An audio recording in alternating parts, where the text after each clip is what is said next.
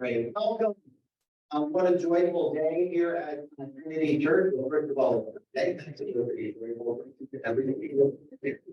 The resurrection of Jesus, everything else remains. But we are so joyful to be here today, and even much more joyful.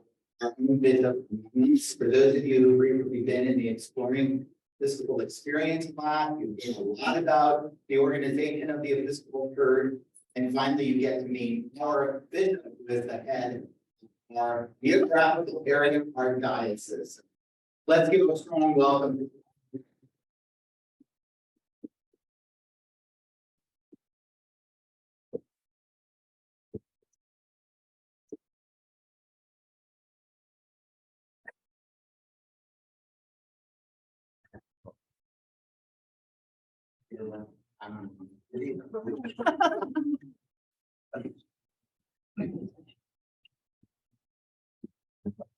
There you go. Yeah, but we get up here. It's too loud to hear me. How's that? Can you hear me already? Is that good? Is that pretty good? Yep. Good morning. Good morning. It's away. You're good. Here. It is good to be with you all, as always. And I'm really grateful because my commute this morning was fantastic. I didn't have to get up and go to my church's start, but it required 4 a.m. wake and call. So good to be with you all. And the forum time, I think those of you who are veterans of this know that I approach forum time. I don't come in and say, I have a book I'd like to discuss, and like to talk to you about the Western economy's impact on third world nations. I don't come in with some topic, although if you're interested in that one, to dive into. But basically, this is the time that I always say that the part about the bishop that I love being isn't the stuff that's on Monday through Friday. I mean, a lot of that is the administrative, a lot of that is dealing with some of the issues I have to deal with, board meetings, etc. It's the Sunday is what I enjoy the most. It's the chance to go to our different churches, our 70 communities around the diocese, and be with all of you. And the forum is one of those only times where parishioners get to ask me questions. Because I could just simply do service after service and you just hear me preaching nonstop and you'd get tired of it. I know I do. And so there's no interchange. There's no ability for you to say, Bishop, I have an answer, or there's something I'd like to share. So that's basically what this time is. So it's to answer any question you may have or any concern that you have.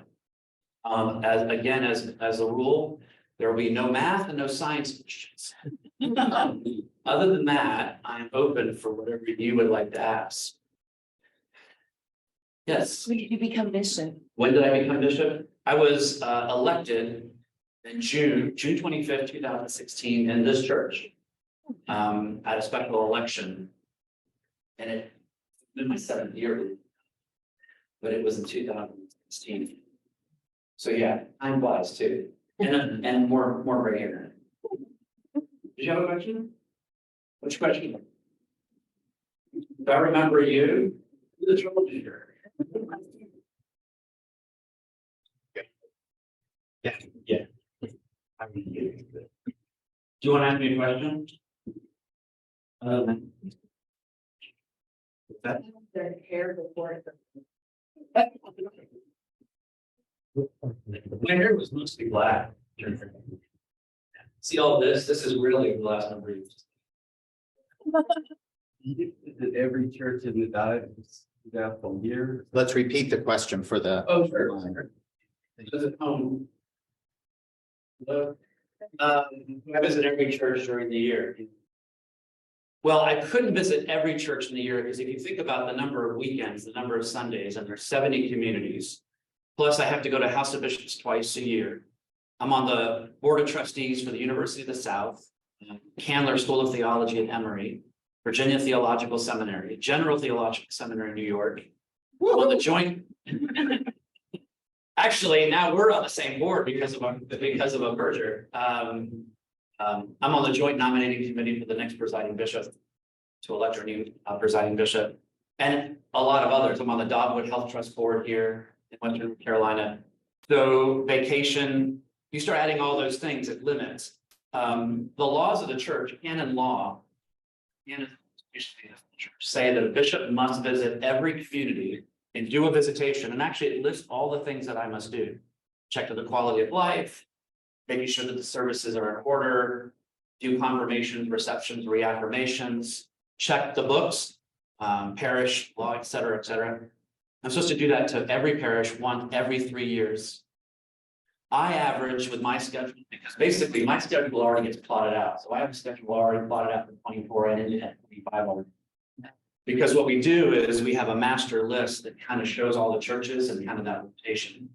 Churches like Trinity here, Trinity Asheville, St. James Hendersonville, the Cathedral of All Souls. There's several that I go every year because the volume of confirmations. I go to Christ School every year. Just was there last Wednesday. I go there for the last service of the school year. So there are certain things I do every year. So once we kind of plot all that, and then my executive assistant also plots in because she's smart. She plots in major events like she's a teacher, my wife's spring break. There's a significant like daughter's college graduation. All that stuff is put in first. And then we start to look through. So I'm averaging visiting every community around every 17 months. The ones that are not the every year. So it's about 17 months. So it's quite a pace. I was saying that just changed my car and had 3 years. The car was almost 3 years old and it had 67,000 miles on it. Just to give you an idea. Is what hard?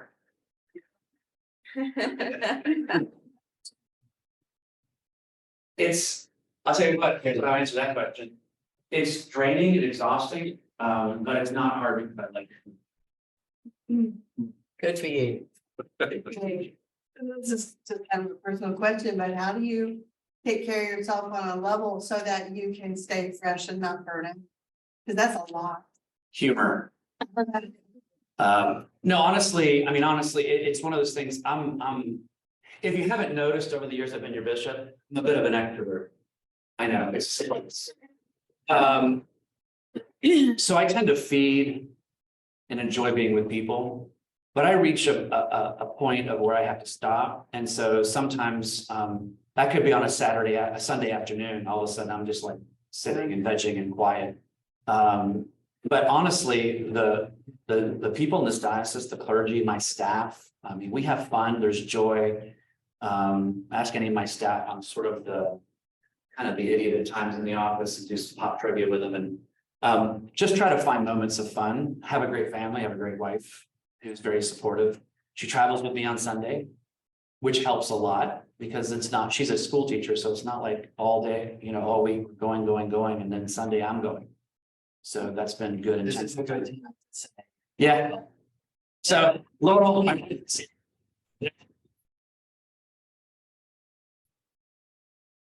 Yeah, and so my daughter just graduated from UNC Charlotte on Friday. And so my son and his fiance came up from Oklahoma City, and they're about to get married in July. That's part of my sabbatical. That's Alex and Rachel. Then my mother, the crazy Cuban, came up from Florida to be here for the graduation. A sprite 87-year-old woman right there, my mom. So essentially, those are the kinds of things that help. I'm going to pick up more of it now on sabbatical, but I drum. I'll finish my pilot's license during my sabbatical, which will be another thing to kind of dive into. So I find ways to kind of entertain. Sometimes it's just letting steam out and just making a joke about something or just kind of getting it out. The volume of emails I get, you can imagine. And they're not always kind. And so I have a box in my office, wood box, and I keep all the wonderful notes I receive over the years, and I put them in that box. And so if it's a particularly rough day, and I'll go to that box and just pick a note at random, kind of as a charging the batteries of okay, I'm not a bad person. I know what I'm doing. It's going to be okay. So that I enjoy that. So when someone sends me a note, it just makes my day. And so things like that, I'll often go to that feeling. So those are the kind of things that. So as long as I have energy, I'm gonna keep doing it. When I don't, I'll stop. Is your mailing address hard to find?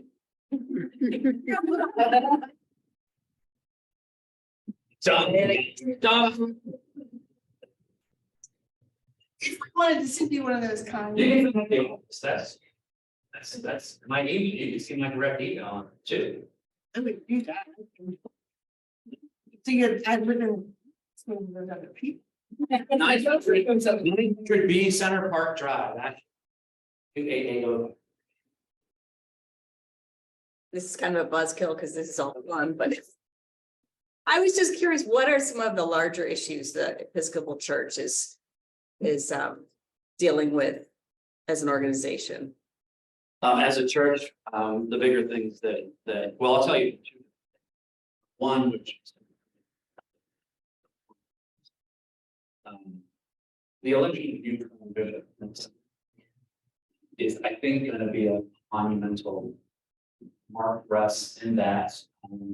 If you look back to our presiding bishops, the last two, they were the right person. Catherine Jefferts Shorey came in at a time when there was tremendous tension in the church. And people did not give her real chance. And if you dive deeper into it, you will see that there's actually concentrated effort to try to get her elected as a way to wedge the divide even further about women and ordaining same-sex couples and blessing same-sex couples. So one of the things that she did, which leads to the question, which is, there was a time in the House of Bishops, we gathered twice a year, and the bishops would sit, so, and the very back left would be the newest bishop. And you would sit according to seniority of the house. And so the most senior bishops would be in the very front. And then at the front, the dais would be the presiding bishop that we'd elect the vice president of the house. And so the officers would be at the front. So when any business got conducted, that's that. And during all that tension between Morrison and all the other issues, Catherine Jefferts Shorey said, "Enough's enough." Interesting story, sad story, is that there was a House of Bishops meeting in Phoenix many years ago where almost fist fight broke out. It got so heated between several bishops. And that's when Catherine Jefferts Shorey said, "Enough is enough." And so she got rid of that process. She introduced roundtables. And then there was no seniority. And then what she did is she personally assigned seats at each of those round tables. And she intentionally assigned people at those tables who were theologically different. And you sat at those tables for 3 years between John and it has changed the house tremendously and the tone of how we do business. So to this day, we just got our new assignments. This House of Bishops meeting in spring in Alabama. So now I'm at a new table. There are bishops at my table too, of which we are not anywhere close to the same theologians. But it's engaging, it's rewarding, it's good conversation. There's a lot of love and care for each other, listen to each other, people's voices are respected. And so there's been a real tremendous shift to that way that we as leaders in the church, which then presiding bishop had then the opportunity to finally talk about evangelism, motivate us for our call. And so that's the beauty of Michael Curry, was about reclaiming our call at evangelism. And I think that sets us up in 24 for the shift, which is going to be, now how do we actually match the institution with that call to evangelism? Because the institution is clunky. Those of you who've heard me speak before, I have a lot of criticisms about the institution and structure. I love the church, I wouldn't be a bishop, I wouldn't be in it if I didn't love it. But it's not built yet as the Episcopal Church, Roger, to actually be responsive to the mission. And part of what we did in this diocese is we kind of changed a lot of structure and started to get rid of committees and commissions that existed, but didn't do anything. And so we said, we're going to go shift to a model of it's actually going to be for a purpose. Then it's over. Changing the way that we make decisions here. When I walked in the door in 2016, about 43% of the budget was going out the door. In 2023, 67.8% of the budget is going out the door. So part of it was saying, what's our mission and building a budget for a mission? And I think the thing that's gonna face the church in 24 when we elect the next presiding bishop is I think we as bishops, we're the ones that elect a bishop within the house. We're all gonna be looking at who's the person now that's actually gonna take this institution, this structure, and make it more nimble, more responsive to the needs, and say, where are our calls, where is our vision, and then how does the budget and everything else and staffing, how does that align with that? So internally, I think that's the big thing for 24, 25 is can we finally have an organization that truly represents what Bishop Curry has been preaching and calling us to challenge us to be. The issues that we're dealing with as a church continue are things like immigration, individual rights, and the church, just so you know, there is an office of public policy in Washington, the Episcopal Church has, and their job is just simply be in dialogue with legislators who always represent the Episcopal Church's voice in theological approaches. In other words, we're not lobbying, what we're doing is making sure that issues that are before Congress are grounded in a theological understanding, serving God, serving neighbor, holding up individual person's ability to be them as God has called them to be. So immigration continues to be a big one. I don't know if you know this or not, but there's only 5 agencies in the United States that are faith-based who are actually receiving money from the State Department to do resettlement. The Episcopal Church is one. We have an Office of Immigration who 95% of their budget comes from the State Department. They act as a body that helps the State Department resettle immigrants all over. And that's a huge effort. So that's the kind of ways in which they continue, and there was a period of years where that budget was cut. Now it's back up again, so the Episcopal Church has been very active in refugee resettlement, if not here, also working within the Anglican communion around the world for resettlement, especially as things have happened in the Ukraine. So that's one of the areas, the one that they continue to be involved in, and I know this is going to be a controversial issue, but it's something that's near and dear to me, which is gun violence. And so one of the areas, there is a group that was formed years ago, Bishops United Against Gun Violence. So one of the things we continue to do is to find ways to work with leaders to say, because whether you may realize it or not, mass shootings are not really the issue around guns, believe it or not. Gun violence is now the #1 killer of our kids. And it comes from peer-to-peer violence, suicide, a huge epidemic in this country. And so part of what the Episcopal Church is doing is trying to do an effort with the bishops. We're trying to do an effort of recognizing that essentially this is a public health crisis. So we as bishops, particularly in the Episcopal Church, working to say we've got to be very aware of health and mental health and ways in which the churches have programming to provide things for young people and families, all alternatives. How do we talk about disagreements? How do we deal? So it's not so much from, even though we do have public, if you will, all of what we would like to see as legislation, most of our is about public health. So that's another reason. And so, because part of what we have to remember, and I know people get upset about this sometimes, the gospel is inherently political, but the gospel isn't partisan. And part of what we're about, and a lot of us are working some of the stuff what the Episcopal Church should do, we don't really care who you vote for, what party you belong to. We're trying to call people to say we have to love our neighbor. And we have to find ways to provide money, to train, teach, to care. And so those are the kinds of the biggest ones that are still going on. And of course, the Episcopal Church continues to be a voice to say that we have to honor people's sexual identity. Because a lot of the places where our dioceses are, it's coming up against churches that are, because we as an Episcopal Church provide that, we allow them, but they're operating in states where it's becoming now. So some of our dioceses are coming under attack by some groups. We had, I don't know if you paid attention, All Saints Beverly Hills, All Saints in Pasadena, they had a massive bomb because they were doing an effort in their church to say that we welcome those that are struggling with their sexual orientation and identity, and they got a bomb threat. They had to shut down church. It just happened. I mean, if you Google it, I mean, that's a lot of, that's what, bishops, death threats. Because you see it as a holy war. So the conditions are still, so, love, love, love. It's kind of a underpinning of what we're trying to do.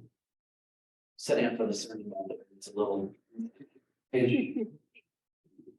if you were 12 years old and getting confirmed today, you were interested in leadership opportunities as a young person coming of age in the diocese, what would you maybe look into? So I was 12 years old, about to be confirmed, looking for ways to be involved and in the diocese. There's a lot of things actually. I'll give you the underlying sort of approach that I have, which is I really get upset when churches have Youth Sunday, because every Sunday should be Youth Sunday. Every Sunday should be Children's Sunday.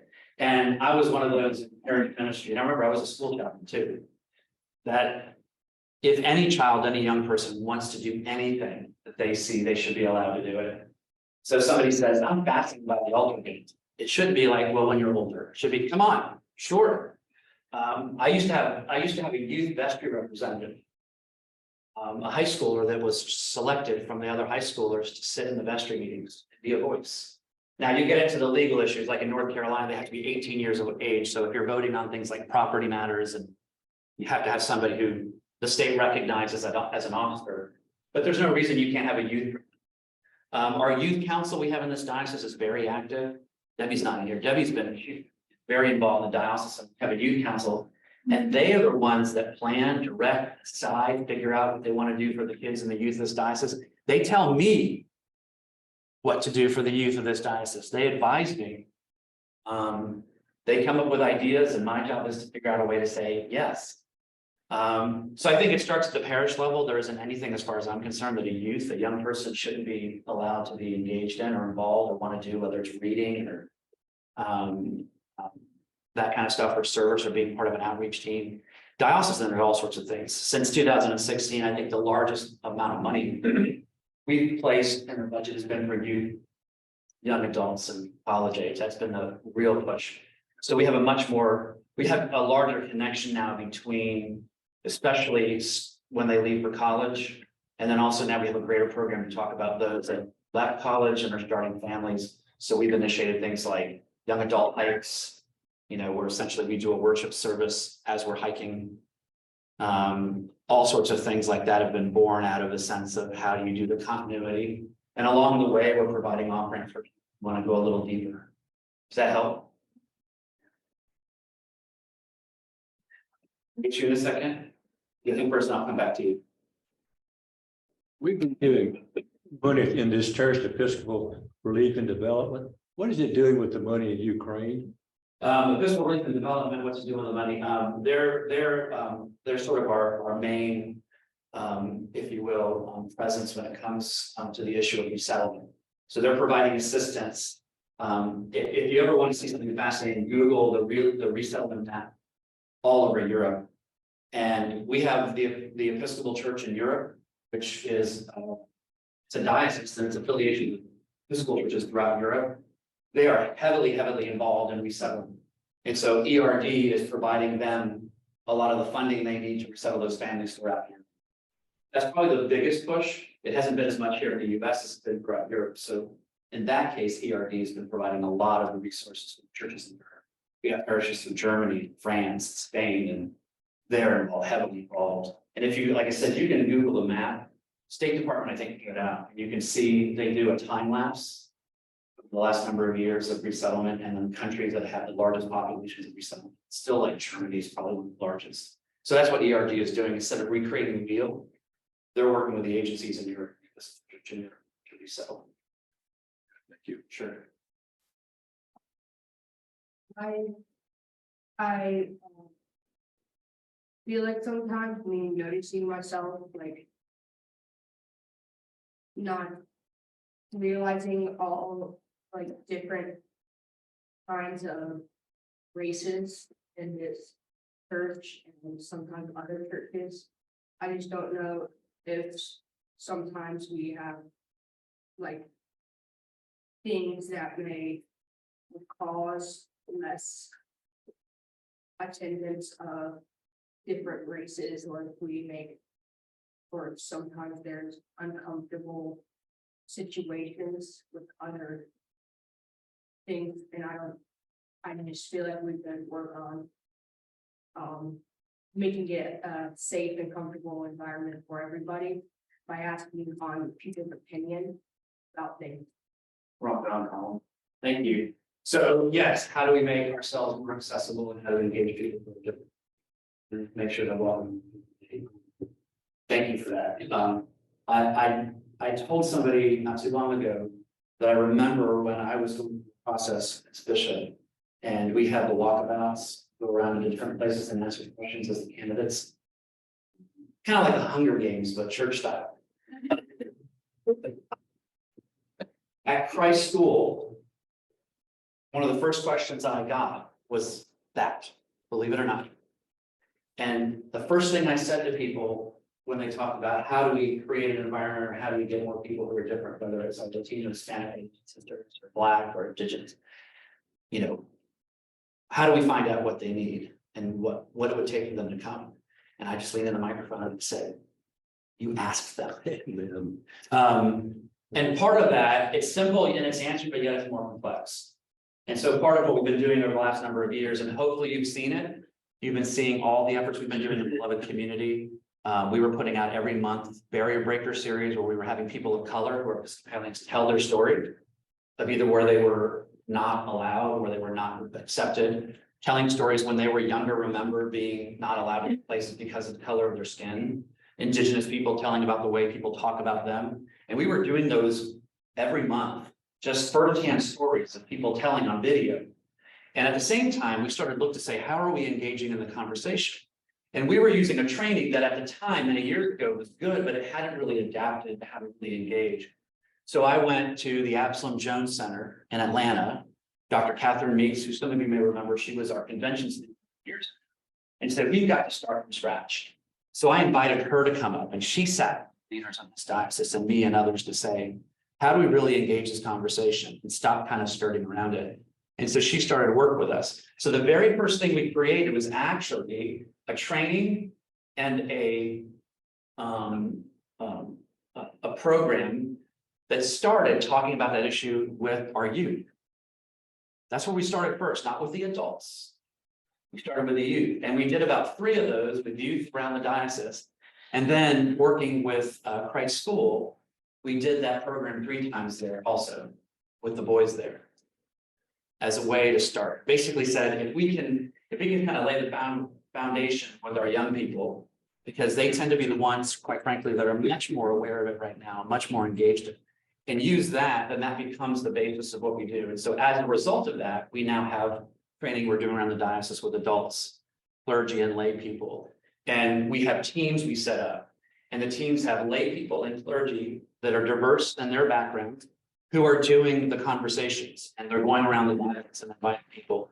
At the same time, over the series of those years, I invited leaders from the Spanish-speaking community, the African-American community, and the Indigenous community to come and talk to our leadership and to our clergy. And then we did several of those dioceses, like some of you know, the Indigenous Day conversation. People with different races come and speak at churches. Yes, and that's what we've been doing, and that's what we're going to continue to do. And that Indigenous Day, we actually had Indigenous leaders talk, and it was actually held here. And so the other thing that was going in the background, which hadn't happened, was an intentional conversation that I was having with some of the leaders in the community that haven't been approached or had conversations, and kind of hear it firsthand. So basically what I'm saying is we've been doing years of listening, because in order to build a common dream, Martin Luther King Jr. talked about the idea that if you really want beloved community, you have to hear everybody's story. And when everybody feels they've been heard, only then can you dream together. And so there's been an intentionality to listen to story, to acknowledge. And a lot of that was with the Indigenous population. So I spent a lot of time simply just getting to know, in this case, the Cherokee Indian. And that was a difficult relationship because over the years it's been strained. And the Episcopal Church, all you have to do is Google, read about it, it's out there. Episcopal Church didn't exactly do a really good job when it came to working with indigenous people. We had boarding schools. We did a lot of things as Episcopalians over the years that were really great. So there's a lot of work to do. So coming in as a bishop of that institution was hard. And so it just started with simply asking, could I come and just hear? That then became another time where I went to the Cherokee Museum and was guided around by the chief, principal chief, and just heard story. I was repeatedly just going to listen to story. As a result of those relationships and all that, that's what ultimately led to Principal Chief Sneed, who came here and spoke to the entire diocese. And we maintain that relationship. And right now, Chief Sneed has approached me about the idea of a potential partnership we could do on the Qualla boundary with the Cherokee. What's that? Yeah, we're gonna get to a point where we're gonna do some more, it's a little bit more out there. But there's some things, and I don't want to get into them because they're not cemented yet, but there's going to be other ways in which we're going to try to acknowledge and continue to tell these stories. And the last thing I'll tell you is, those of you who are at convention or aware of General Convention, one of the resolutions we passed was a resolution in support of the Cherokee who are trying to get Clingman's Dome renamed to its original Cherokee name, where that community was. Clingman was a European who went there, but the Cherokee were already there. And so we passed a resolution that we then sent to the United States government saying, please change that name back from Clingman's Dome. So that's one of those, so it's those little things like that that we do. So but I'm gonna remember you, Colin, because I'll talk to you about ways we're gonna bring you and others your age in. Do you remember? I can't pronounce it if I try.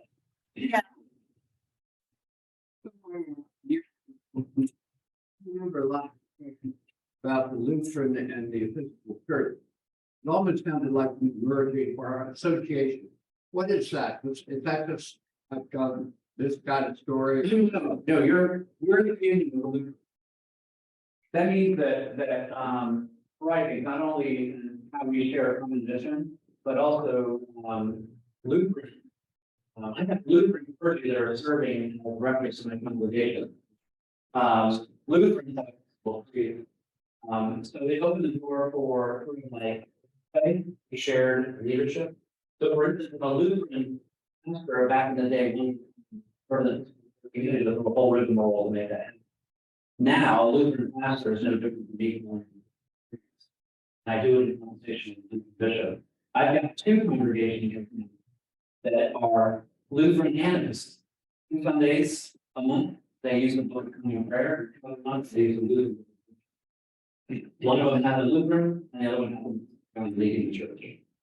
Bishop Tim Smith of the Lutheran Church, his staff and my staff, we work together, we do partnerships. There's a variety of things that we're talking about later this year to start meeting together. So basically, it is just open to people wide open that we share resources, and especially when it comes to leadership, we don't have to go through all sorts of the Constitution and canon to make that happen. Correct. We're not in communion with the Presbyterian Methodists. We are also in communion with the Moravian. As you know, Moravian, especially in North Carolina. I have one of my congregations, St. John's Cartucce. My rector there is a Moravian minister. So we call Moravians too. And I have Moravians in our service process and ministry in our communities as well. And if you remember at my ordination when I was ordaining bishop, among all those bishops, the bishop from the Moravian Church, and then the Lutheran bishop laying hands on me as well. We're in conversation with the Methodists. We have been for a number of years about communion. There's been a few issues along the way. They're kind of going through what we went through in 2001 right now. Bishop Ken Carter, the new bishop of Western North Carolina, who's fantastic. He and I have got together quite a bit and talking about partnership. But we haven't officially done that communion, mostly because the Episcopal Church was waiting to see where the Methodist Church were going to resolve the issue. Where we went many years ago, which is the issue of ordaining when they gave clergy, and then also same-sex marriage, which still not been allowed in the Methodist Church. So right now there was a lawsuit, you might have seen in the news, 38 congregations in the Methodist Church in Western North Carolina filed a lawsuit against the bishop. Sound familiar, doesn't it? That's 20 years ago. That was just dismissed a few weeks back, but there's still all these efforts to figure out how they're going to live. What may happen to them. Our official discussion of Methodist is on hold until that issue is resolved. So the Methodist could be the next denomination. You're saying you doesn't mean organization. The other. It means a lot of the barriers that didn't allow the word to get removed, but we're not, like, in other words, they're not in our office and but we can then freely call their clergy and they can call our clergy.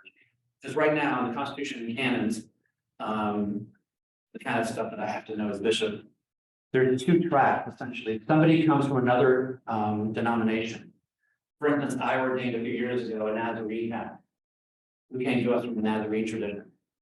To get that person ordained and to be received into the Episcopal Church office that the canons of the church require me to get that person in, it's a lot more cumbersome and complicated than a Lutheran now. Lutheran is the same as if I hold them. That's the same process. Those that are not in communion, we have to go through a whole series of things. So that's another big part. One of the ways in which that communion helps. Our priests don't have to go to the Episcopal. Our priest, the Episcopal priest. Well, yeah, well, a priest in the Episcopal Church doesn't have to go to an Episcopal. No. They can go to an Arabian seminary. Yeah, the only difference between you and the Episcopal Church, so if that, like the Nazarene was a Duke grad and his MDiv was from Duke. But in our Constitution and canons, there is proficiency has to be shown in a variety of areas. And one of them is the bishop has to make sure that person is received is proficiency in Anglican identity, Anglican theology, and history. So usually a lot of those folks, they'll do 1 year of an Anglican studies program, kind of in joint effort as they're doing the process, because if they went to a Moravian, they didn't dive deep into Anglican theology or history. Does that make sense? I saw a hand over to my left. I was up to seeing things. Oh, to my right. Yes, sir. Good morning. But I understand today, 50 folks, souls are coming to join or be part of the church at large. And I understand also that that's a larger number than it's been had in the past. And when I heard that, it hit my heart because I wonder why? Is that the fact that people are living longer? Is it the fact that it's a political world that's pushing people or guiding people into a holier structure on a regular basis? I just wondered if you had thought on why more people seem to be becoming more active. So the numbers are increasing today. What am I observing in that and the reasons behind it? Yeah. I have anecdotal. The individual clergy, the priests of this parish and other parishes that I go to, could also give you their insight. From my experience, what I've seen, now, I thought when we were first coming out of the pandemic, but a lot of what we've seen is essentially I meant to get confirmed years ago. And initially, that's what it looked like. It's interesting now. We're in 23, May. And I'm still getting these numbers every week. I'm not getting one or two. I'm getting significant numbers week by week. And they're getting younger and younger. And here's the two things. A lot of them are getting younger and younger, and then all of a sudden we've had the last 6 months an amazing number of people in their 40s and up. And the conversations I have with people anecdotally or something is like two things. One, the younger folks, they recognize, and as they saw these during the pandemic and people really not, they felt there was a need for them to step up and be a voice and was important. Most of what's happening during the pandemic, a lot of neat ideas we were getting, was all coming from our young adults. I had a little side note, not that the pandemic was good, but I think it finally the pandemic I also let some things down. And then the other, the people who said, I was going through, kind of care for my kids, no school, kind of my community, and introduced me to the getting online, I love the community, and the minute they were able to be people that have seen and never left. And so you had people who said it was a community, it was things that I'm really heard the word being preached, felt that speaking to me. I saw a community that I wanted to be a part of. So a lot of the people who said last week, the week before, I did all these Sundays and so FaceTime and Wilbur. 25 of the people that I were all being received. And when I was talking to them, they were all saying, during the pandemic, my church was there with me. They treated me as I always. So a lot of the community that I want to be able to be offering, met people. Some of the churches, they did a picnic. 5 minutes when we stayed together, we got together, and amazing people. But what people don't realize, the benefit of really making a connection in the community and places, it's through something you do in the week, or a picnic, or somebody invites you and say, we're doing this charity event, we're having dinner and a band. That will be kind of in the church because you start to meet people and this is an important place. Sunday morning is usually the last. And let's face it, those of you who come from another tradition and came to this Episcopal church, I was raised from a Catholic, so it wasn't when you switch things. You know, standing, kneeling, right foot in, right foot out. I mean, it's intimidating. If you look at it from the standpoint, if you were to be somebody who came into that tradition, it's intimidating. So liberty is not important. I actually, years ago, and I didn't this when I was a member as the canons of the ordinary, this horrible story was shared with me. And I was visiting with a congregation who was in the midst of transition to director as the county ordinary, my job was congregation. And this lady who was on the search committee said, I almost walked out of this church. And she said, my very first time visiting on a Sunday morning, people were kneeling and I was standing, and the person behind me went.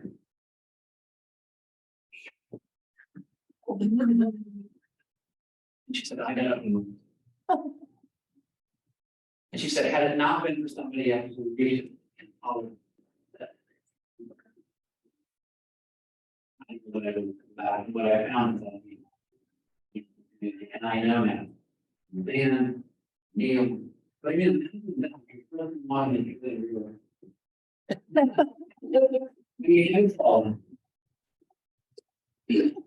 there was another trip in Oklahoma with the bishop, his wife on one Sunday, and she was in, but she was sitting in a pew,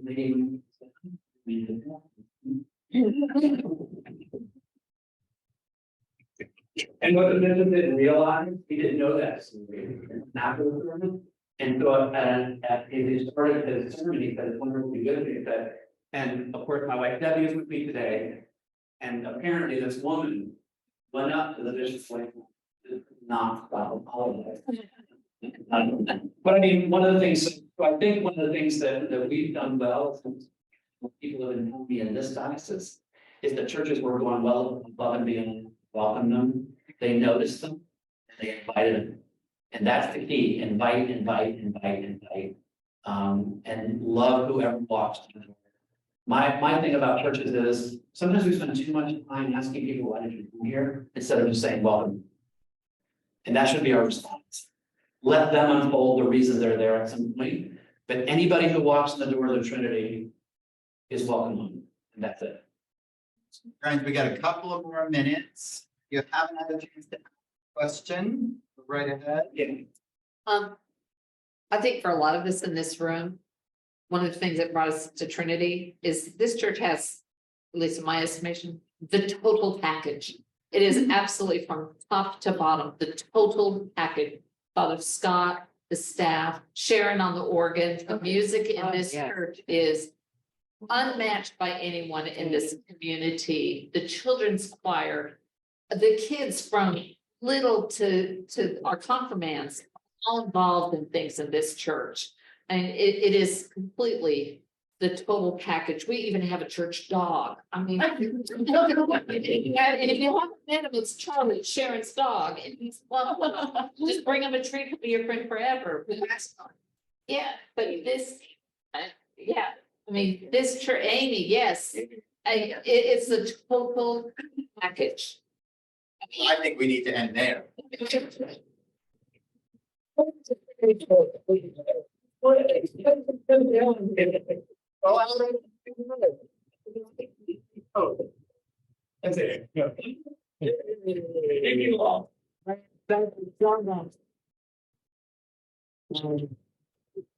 Those of you who are participating and are a candidate today, you have your seating chart.